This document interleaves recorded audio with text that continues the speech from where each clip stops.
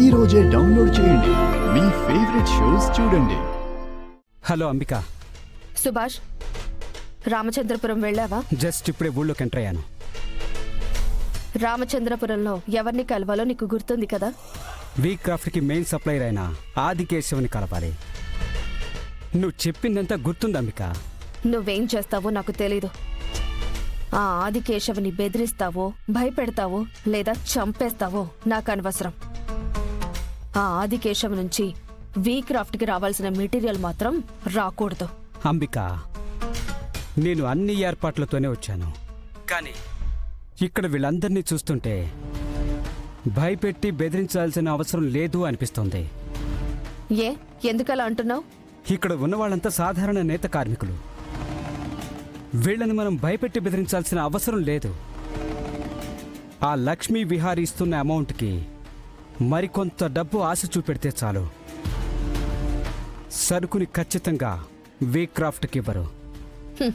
డబ్బుకి పడని వాళ్ళు ఈ రోజుల్లో ఎవరున్నారు సుభాష్?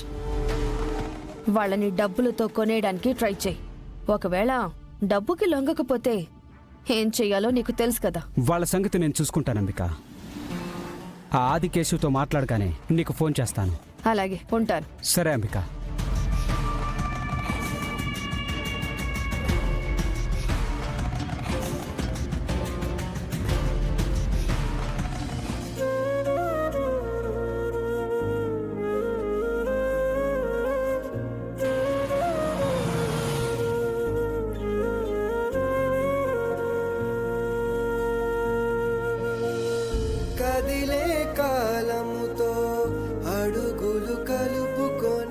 అదే అదే తమ్ముడు, ఒక్క నిమిషం. ఇక్కడ ఆదికేశవ్ గారి ఇల్లు ఎక్కడ? అన్నా, ఇక్కడ నుంచి నేరుగా వెళ్ళి రైట్ తీసుకుంటే అక్కడ వచ్చే 3 ఇల్లే అన్నా. థ్యాంక్స్ తమ్ముడు. ఓకే అన్నా.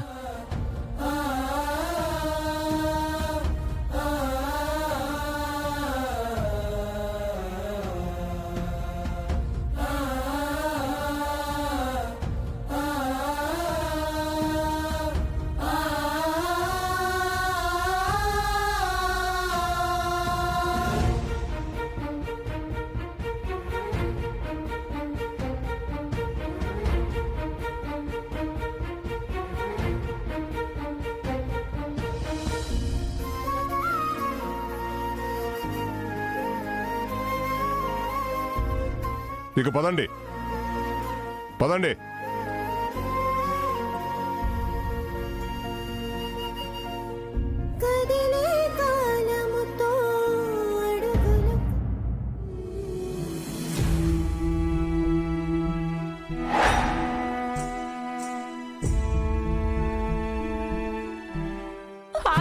ఇలాంటి వారిని క్షమించకూడదు.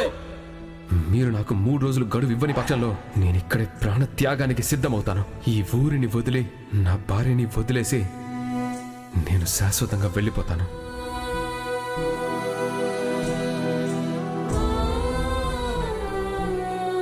నాన్నా,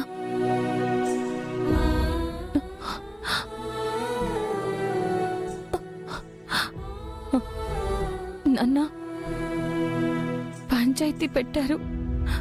అక్కడ ఆయన 3 రోజులు గడువు అడిగారు. అంతవరకు బాగానే ఉంది. మళ్ళీ ఆయనకి ఆ శిక్ష ఎందుకు నాన్న? ఆయన మనలా కాదు నాన్న, సిటీ మనిషి. ఆ శిక్షలో అవన్నీ అనుభవించలేరు నాన్న. దయచేసి ఆ శిక్షలేమీ వద్దని చెప్పు నాన్న. అతని వైపు అంత జాలిగా మాట్లాడుతున్నావే, మరి నిన్ను కష్టపెడుతున్నప్పుడు, నిన్ను పని మనిషిలా పనులు చేయిస్తున్నప్పుడు ఆ జాలి అతనికి లేదే? నీ చేత ఘోరంగా వెట్టి చాకరీ చేయించాడు కదా. ప్రేమగా పెంచుకున్న కూతుర్ని వాడి చేతికిచ్చి పెళ్లి చేసి పంపిస్తే భార్యగా చూడాల్సిన నిన్ను పని మనిషిలా చూస్తాడా?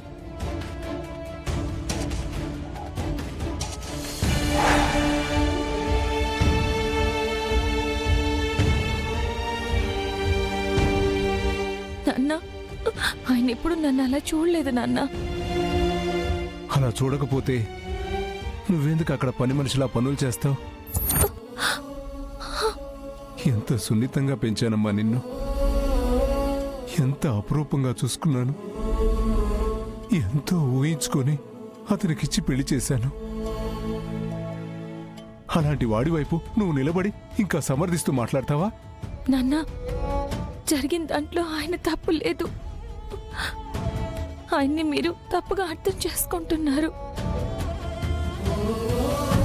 భర్త అనే సంబంధంతో నువ్వు తప్పుని తప్పుగా చూడట్లేదు, కానీ అతను చేసింది ముమ్మాటికి నేరమే.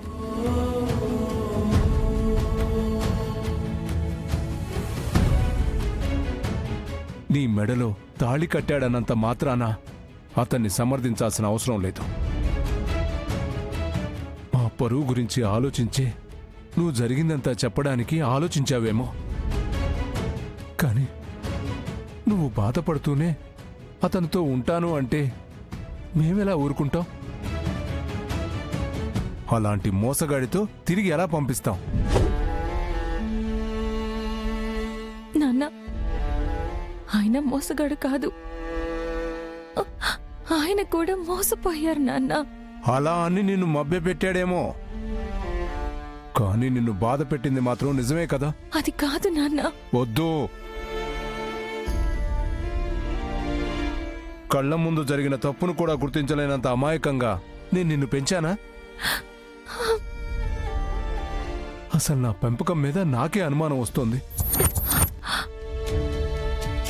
నాన్న, జరిగిన తప్పుల్లో నేరం ఎవరిది కాదు. ఆయన నన్ను బాధ పెట్టలేదు.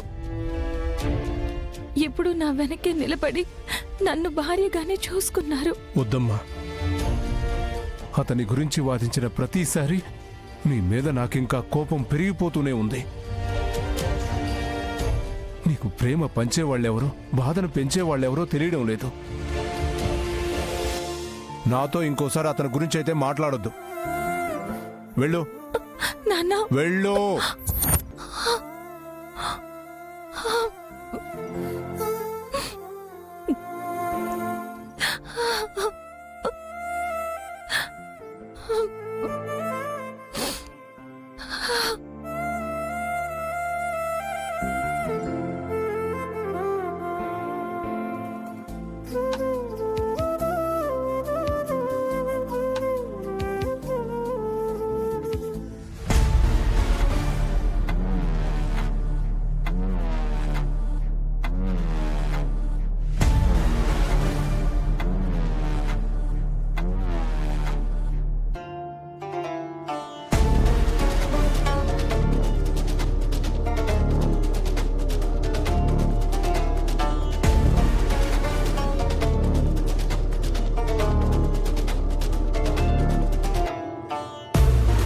ఆదికేశవ్ గారు, ఆదికేశవ్ గారు,